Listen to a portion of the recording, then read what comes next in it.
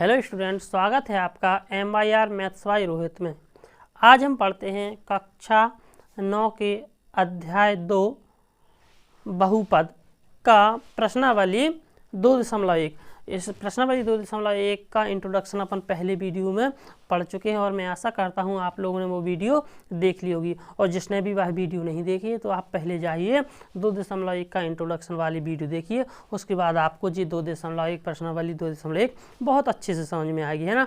तो आज हम शुरू करते हैं प्रश्न अध्याय 2 की प्रश्नावली 2.1। उसके पहले अपन थोड़ा सा और इसके बारे में बता दें कि क्या कैसे, है ना। तो हमें बताना है इसमें कि जैसे हमारा पहला सवाल है, पहला सवाल में हमें 5 सवाल, है ना। प्रश्नावली 2.1 का पहला सवाल, उस पहला सवाल में हमें 5 प्रश्न दिए गए हैं। सवाल क्या है कि हमें इनमें से छांटना है कि कौन सा बहुपद है, और वो बहुपद है तो कौन सा एक चर वाला बहुपद है और कौन सा एक चर वाला बहुपद नहीं है, और कारण भी बताना है। क्या छांटना है हमें इन बहुपदों में से, जो आपके पास 5 बहुपद लिखे, इनमें से हमें बताना है कि इनमें से कौन सा बहुपद है और वो भी कौन सा एक चर वाला बहुपद है। तो आइए हम बात करते हैं। जैसे पहला सवाल है, तो बहुपद होने की शर्त क्या है। बहुपद होने की सबसे पहली शर्त क्या है कि जो चर होता है उसमें चर की घात क्या होनी चाहिए, एक पूर्ण संख्या होनी चाहिए। पूर्ण संख्या आप समझते हो क्या कहलाती हैं, जो 0 से शुरू होकर धन अनंत की हो जाती हैं। 0, 1, 2, 3, है ना, धन अनंत तक। मतलब ऋणात्मक संख्याएं घात में नहीं होनी चाहिए। और दूसरी बात कि संख्याओं की जो घात होती है वो घात बटे में नहीं होनी चाहिए। बटे में मतलब ऐसे नहीं होनी चाहिए 3/2, 7/3, इस प्रकार की घात नहीं होनी चाहिए। घात कैसी होनी चाहिए, एक पूर्ण संख्या होनी चाहिए, है ना। तो देखिए हमें क्या देखना है कि यदि कोई व्यंजक बहुपद है तो बहुपद होने की शर्त क्या है कि चर की घात कैसी हो, पूर्ण संख्या हो। तो यहाँ पर देखिए समीकरण 1 में, यहाँ पर समीकरण 1 देख रहा है क्या है, 4x² - 3x धन 7। इसमें चर क्या है, x है, और इसमें चर क्या है, x, है ना। चर की, इनमें चर जो है उसकी घात क्या है, यहाँ पर 2 की है, यहाँ पर 1 की है। दोनों घातें कैसी हैं, पूर्ण संख्या है ना। और इसमें देखो एक ही चर है, एक ही प्रकार का चर है, x, है ना। तो ये क्या है, समीकरण जो पहला प्रश्न है, ये एक चर वाला बहुपद है ना। समीकरण प्रश्न क्रमांक 1 है वो एक चर वाला बहुपद है। समझ पाए। आइए दूसरे सवाल की बात करते हैं।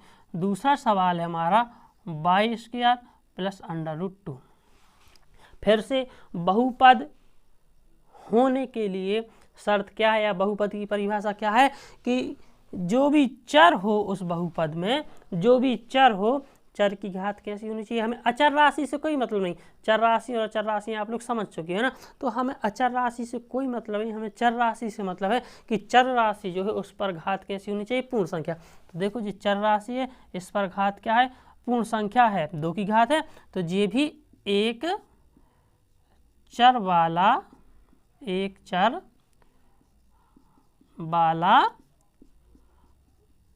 बहुपद है ना। जो दूसरा सवाल है ये भी एक चर वाला बहुपद है। बात करते हैं तीसरा सवाल की। तीसरा सवाल है 3√t धन t √2। देखिए अंडर रूट मतलब करनी का मतलब क्या होता है, 1/2 की घात, या करनी लगा दो, या हम इसको ऐसा भी लिख सकते हैं 3 t के ऊपर कितनी घात, 1/2 धन जी क्या लिखा, t 2 के ऊपर 1/2। तो देखिए सबसे पहले हमें क्या देखना है कि जो चर है इस बहुपद में, चर क्या है हमारा, t है, ये t है, ये t है। चर क्या है, t है। तो हमें चर के ऊपर घात देखनी है कैसी होनी चाहिए, पूर्ण संख्या। हमें अचर राशि से कोई मतलब नहीं। जैसे यहाँ पर अचर राशि कितनी है, 2 के ऊपर 1/2 की घात है, हमें इससे कोई मतलब नहीं, है ना। जी रहे तो हमें कोई मतलब नहीं। हमें सिर्फ क्या देखना है कि जो चर राशि है उसके ऊपर बटे वाली घात नहीं होनी चाहिए। तो देखिए यहाँ पर क्या है, चर t है, और t के ऊपर कितने की घात है, 1/2। 1/2 मतलब आधे की। तो ये ऐसा नहीं होना चाहिए, क्योंकि चर की जो घात वो कैसी होनी चाहिए, पूर्ण संख्या। तो यहाँ पर 1/2 पूर्ण संख्या नहीं है। तो ये पहली बात तो बहुपद ही नहीं है। तो एक चर और 2 चर की तो बात ही नहीं होती, बहुपद नहीं है। ये क्या है, बहुपद नहीं है। चलिए आगे बात करते हैं। चौथा सवाल क्या है, बाई धन 2/22, बाई धन 2/22। देखो बटे में बाई है तो बाई, हमने आपको इंट्रोडक्शन में सिखाया है, यदि आप इस बाई को ऊपर ले जाना चाहें तो जी बाई जब ऊपर जाएगा तो बाई के ऊपर कितने की घात है, 1 की घात है। जब जी ऊपर जाएगा तो किसकी घात हो जाएगी, -1 की घात हो जाएगी, है ना। यदि आप इस बाई को ऊपर ले जाओगे तो किसकी घात हो जाएगी, -1 की घात हो जाएगी। या इतनी सी बात समझ लो, जब बटे में बाई हो तो वो क्या होगा, बहुपद नहीं होगा, क्योंकि उस पर घात क्या है, 1 के ऊपर जाने पर -1 की हो जाएगी। और हमने क्या सीखा है कि चर में जो घात होनी चाहिए वो कैसी होनी चाहिए, पूर्ण संख्या, और ऋण 1 पूर्ण संख्या नहीं है। तो जी यह बहुपद नहीं है, यह बहुपद नहीं है, ठीक है। चलो बात करते हैं 5वां सवाल की। 5वां सवाल क्या है, x के ऊपर 10 की घात धन y के ऊपर 3 की घात धन t के ऊपर 50 की घात। तो देखिए यहाँ पर सारे क्या हैं, चर हैं, x चर है, y चर है, t चर है, और सबके ऊपर घात कैसी, एक पूर्ण संख्या है।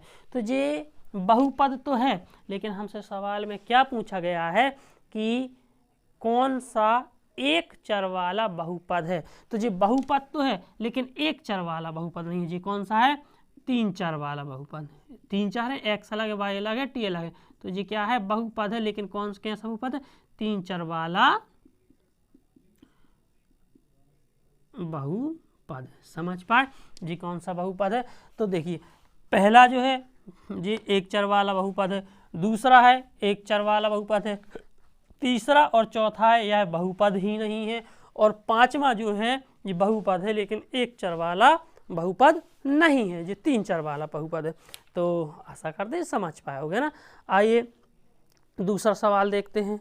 दूसरा सवाल है हमारा, निम्नलिखित में से प्रत्येक में x² का गुणांक लिखिए, मतलब x के ऊपर 2 की घात का गुणांक लिखिए। तो गुणांक क्या कहलाता है ना, जो उसके गुणा में लिखा हो, मतलब जो उसके साथ लिखा हो। तो देखिए हमें किसका गुणांक बताना है, x² का। कहीं मतलब x के ऊपर 2 की घात, जहाँ भी बहुपद में x के ऊपर 2 की घात लगी हुई है उसके साथ क्या लिखा हुआ है। तो देखिए जैसे हमने जी बहुपद उठाया, पहला क्या है, 2 धन x² धन x।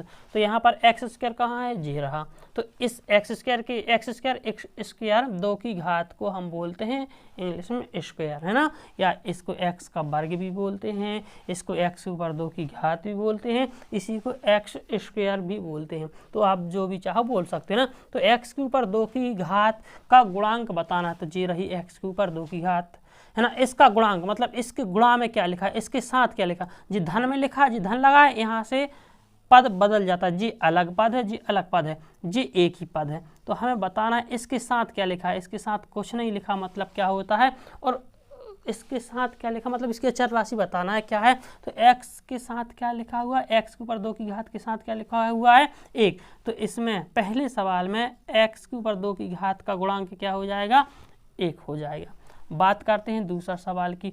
दूसरा सवाल क्या है ना, इसमें क्या देखना है हमें, x के ऊपर 2 की घात, यहाँ x के ऊपर 3 की घात, इसको नहीं देखना, क्या देखना है, x के ऊपर 2 की घात। तो जी रही x के ऊपर 2 की घात, इसके साथ क्या लिखा हुआ है, कुछ नहीं, जिसके कुछ नहीं होता मतलब क्या है, 1 है। तो इसमें x² के साथ क्या लिखा हुआ, 1, और हमें चिन्ह सहित लेना है। तो इसका चिन्ह क्या है, ऋण का, है ना। तो इसमें x के ऊपर 2 की घात का गुणांक क्या हो जाएगा, ऋण 1 हो जाएगा। तीसरा सवाल क्या है, π/2 x² धन x। तो देखिए यहाँ पर इस बहुपद में x के ऊपर 2 की घात कहाँ है, जी रही। तो इसके साथ क्या लिखा हुआ है, जी सब कुछ इसका क्या हो जाएगा, जो भी इसके साथ है वो सब कुछ क्या हो जाएगा, इसका गुणांक। तो तीसरा सवाल में x के ऊपर 2 की घात का गुणांक क्या हो जाएगा, π/2। चौथा सवाल में देखते हैं। चौथा सवाल में x के ऊपर 2 की घात कहीं है ही नहीं, है ना। तो इस जब x के ऊपर 2 की घात नहीं, तो हम इसको चाहो तो बना के लिख सकते हो। कैसे लिख सकते हो, जैसे सवाल आपके पास जो है ना, अब आप चाहो तो धन लगा के 0x² लिख सकते हो। क्यों, क्योंकि 0 का x² में गुणा होगा तो क्या बन जाएगा, सब कुछ वो पद 0 ही हो जाएगा। तो लिखने और ना लिखने से कोई मतलब ही नहीं है। तो आप चाहो तो बता सकते हो x², इसमें आ गया ना x² मतलब 2 की घात, x ऊपर 2 की घात, इसका गुणांक क्या है, 0। तो इसका गुणांक क्या हो जाएगा, 0। समझ पाए हो। जहां हमें आवश्यकता होगी तो हम लगा भी सकते हैं ऐसे, और नहीं तो नहीं लगाएंगे। समझ पाए। तो ये था हमारा दूसरा सवाल। तीसरा सवाल है हमारा कि 35 घात के द्विपद और 100 घात के एक पदी का एक एक उदाहरण लिखिए। तो हमें क्या लिखना है, पहले जिसको देखते हैं, हमें अपने मन से कोई भी एक उदाहरण दे देना है जिसमें क्या हो, दो पद हो और उसमें जो चर हो उसकी घात कैसी हो, 35 की हो। तो आप अपने मन से लिख सकते हैं, जैसे हमने लिखा 3x और जी क्या है, x क्या है, चर, इसके ऊपर घात कितने की होनी चाहिए, 35 की। तो 3x के ऊपर 35 की घात धन 4, x भी लिख सकते हो या ऐसे भी छोड़ सकते हो 4, है ना, जैसी भी आपकी इच्छा। एक आध और लिख दे, जैसे हमने लिखा t के ऊपर 35 की घात धन 5, है ना। तो उसने क्या बोला है, 35 की घात होनी चाहिए, चर पर घात कैसी होनी चाहिए, 35 की घात। उसने भले ही नहीं लिखा हो 4, लेकिन 35 की घात का मतलब है चर के ऊपर ही होगी, है ना। तो चर के ऊपर 35 और कितने पद होने चाहिए, लिखा है 2 पद। तो एक पद जी हो गया, एक पद जी हो गया, है ना। इन पदों को कौन अलग करता है, जो गुणा में लिखे होते हैं वो पद अलग अलग पद नहीं कहलाते, वो एक ही पद कहलाता है। धन और ऋण लगा हो यदि बीच में तो फिर पद बदल जाते हैं, जैसे जी एक पद ये अलग है, जी एक पद अलग है ना। तो देखो ऐसे लिख सकते हो, और चाहो तो z के ऊपर 35 की घात धन 7, कुछ भी लिख सकते हो आप, है ना। जी 2 पद हो गया। अब जैसे और क्या लिखना है, 100 की घात का एक पद का उदाहरण, तो लिख दो, जैसे 3x के ऊपर 100 की घात, ऐसा लिख दो। 5t के ऊपर 100 की घात, कुछ भी लिख सकते हो। t के ऊपर अकेला 100 की घात ऐसे लिख सकते हो, z के ऊपर 100 की घात अकेले ऐसे लिख सकते हो, है ना। 7t के ऊपर 100 की, कुछ भी, मतलब जी हो गया आपका 100 की घात का एक पद का उदाहरण। समझ पाए हो, है ना। अगला सवाल है हमारा प्रश्न क्रमांक 4। क्या कहता है कि निम्नलिखित बहुपदों में प्रत्येक बहुपद की घात लिखिए। हमारे पास जो 4 बहुपद लिखे हुए हैं, हमें प्रत्येक बहुपद में बहुपद की क्या बताना है, घात। तो देखिए जैसे पहला सवाल उठाते हैं, क्या है, 5x के ऊपर 3 की घात धन 4x के ऊपर 2 की घात धन 7x, है ना। जी हमारा बहुपद है, हमें इस बहुपद में बहुपद की घात बतानी है। और बहुपद की घात देखिए क्या कहलाती है, बहुपद की घात हमें क्या देखना है, उसमें चर देखेंगे। इसमें चर क्या है, x है ना। और जो सबसे बड़ी घात होगी, x के ऊपर जो सबसे बड़ी घात होगी वही बहुपद की घात कहलाएगी। जैसे यहाँ पर x के ऊपर कितने की घात है, कुछ नहीं, मतलब 1 है। यहाँ x के ऊपर कितने की घात है, 2 की है। यहाँ x के ऊपर कितने की घात है, 3 की। तो सबसे बड़ी घात कहाँ है, जी रही, x के ऊपर 3 की घात। तो जो 3 की घात, जो सबसे बड़ी घात क्या है, x के ऊपर 3 की घात। तो इस बहुपद की घात भी क्या हो जाएगी, 3, है ना। तो इस बहुपद में बहुपद की घात क्या है, 3 है। समझ पाए। तो बहुपद की घात क्या है, बहुपद की घात कितनी है, 3 है।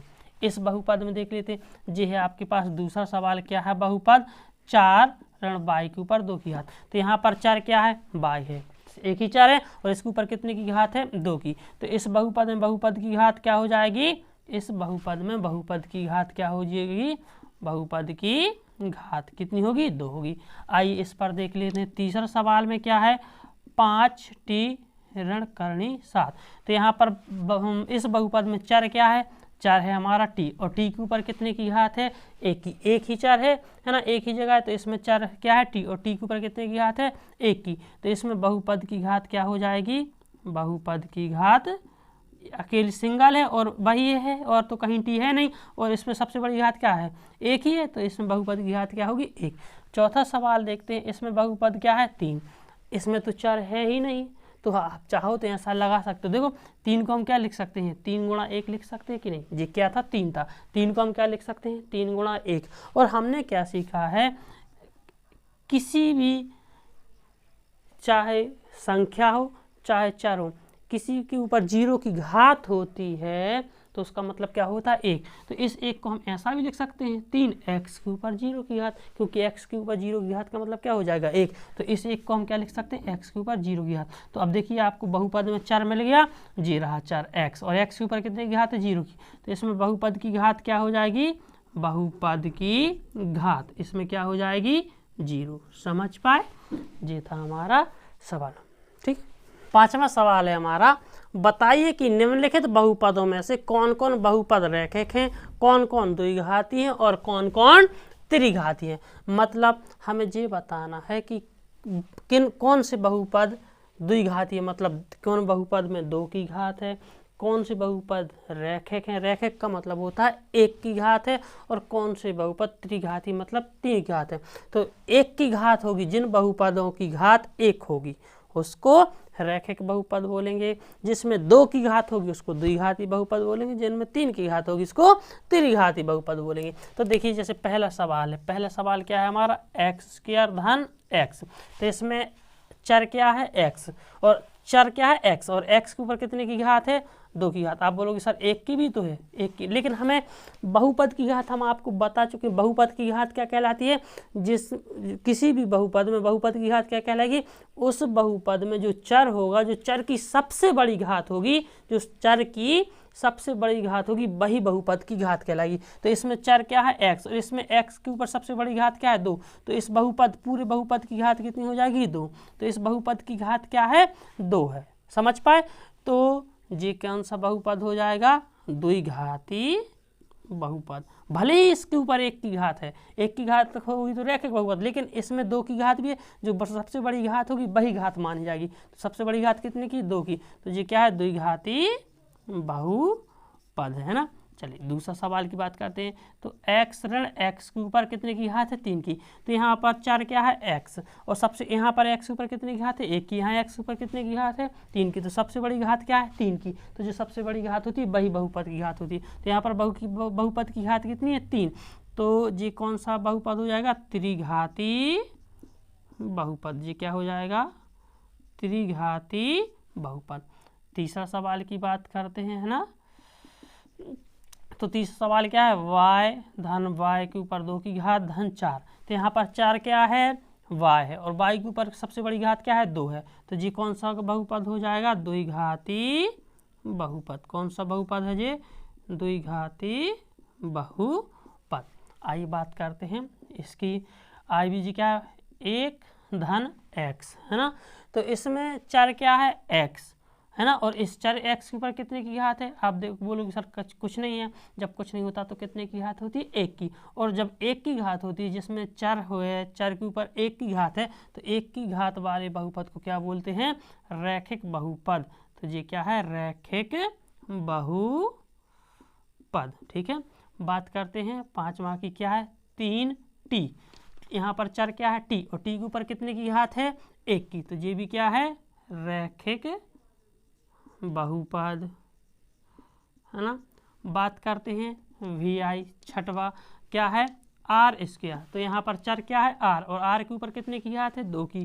तो ये क्या है, द्विघाती बहुपद, है ना।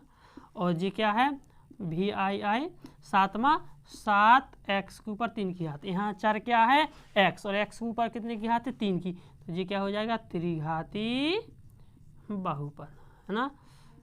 तो ये रहा हमारा। इस प्रकार प्रश्नावली 2.1 समाप्त होती है ना।